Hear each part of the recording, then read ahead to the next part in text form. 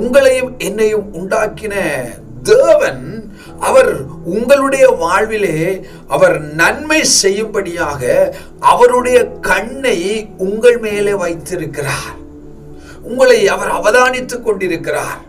உங்களை உற்று நோக்கி கொண்டிருக்கிறார்.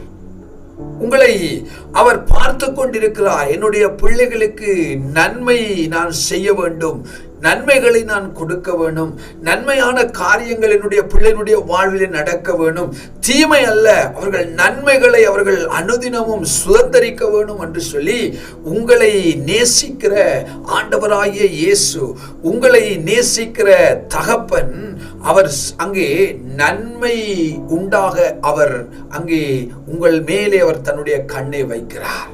இயேசு கிறிஸ்துவை குறித்து நாங்கள் பார்க்கிற போது அவர் நன்மை செய்கிறவராக அவர் சுற்றி திரிந்தார் என்று சொல்லி நாங்கள் பார்க்கலாம். அவர் நன்மை செய்கிற தேவன். அவர் அநேக நன்மைகளை செய்திருக்கிறார். இயேசு கிறிஸ்து இந்த பூமியில வாழ்ந்த காலத்தில் நீங்கள் பார்க்கிற போது அவர் ஒவ்வொரு இடத்திலும் ஒவ்வொரு தடவையும் அவர் நன்மைகளையே செய்திருக்கிறார். அவரை தேடி வந்த ஜனங்கள், அவர்கள் வியாதியஸ்தர்கள் அவரை தேடி வந்தார்கள். அவருடைய பிரசங்கத்தை கேட்கும்படியாக ஜனங்கள் திரளாக தேடி வந்தார்கள்.